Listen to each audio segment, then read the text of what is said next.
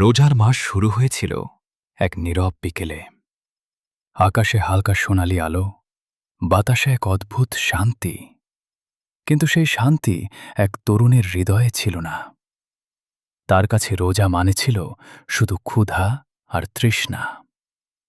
সকাল থেকে সন্ধ্যা পর্যন্ত না খেয়ে থাকা, এটুকুই সে বুঝত। প্রতিদিন ইফতারের অপেক্ষায় ঘড়ির দিকে তাকিয়ে থাকত। প্রথম কয়েকটা দিন তার কাছে খুব কঠিন লাগল। দুপুরের রোদে কাজ করতে গিয়ে গলা শুকিয়ে যাচ্ছিল, পেটের ভেতর শূন্যতা কাঁপন ধরাচ্ছিল। সে মনে মনে ভাবত, এত কষ্ট কেন? একদিন বিকেলে ক্লান্ত হয়ে সে ছায়ায় বসে পড়ল। চারপাশে পাখির ডাক, দূরে আজানের প্রস্তুতি। হঠাৎ তার মনে এক প্রশ্ন জাগল, যদি রোজা শুধু না খেয়ে থাকার জন্য হয়, তাহলে এর ভেতরে এত শান্তি কেন? সেই দিন সে লক্ষ্য করল, ক্ষুধা তাকে অন্যরকম মানুষ বানাচ্ছে। সে বুঝতে শুরু করল, তার চারপাশে কত মানুষ প্রতিদিন এমন ক্ষুধা নিয়ে বাঁচে। তার হৃদয়ে প্রথমবারের মতো সহানুভূতি জন্ম নিল। পরের দিন সে রোজা রেখে নিজের আচরণ বদলাতে চেষ্টা করল।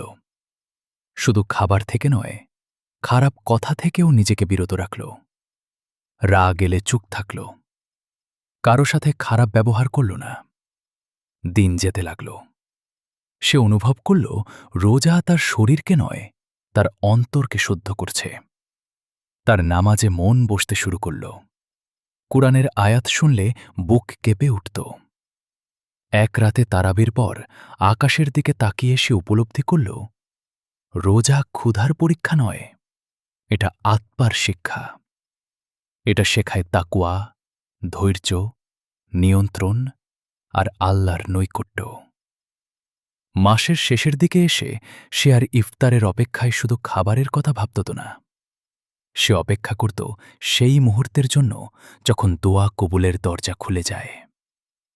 রোজা তাকে বদলে দিয়েছিল। ক্ষুধা তাকে দুর্বল করেনি, বরং তার হৃদয়কে শক্ত করেছে। এবং সে বুঝেছিল, রোজার আসল উদ্দেশ্য পেট খালি রাখা নয়, বরং হৃদয়কে আল্লাহর দিকে ফিরিয়ে আনা।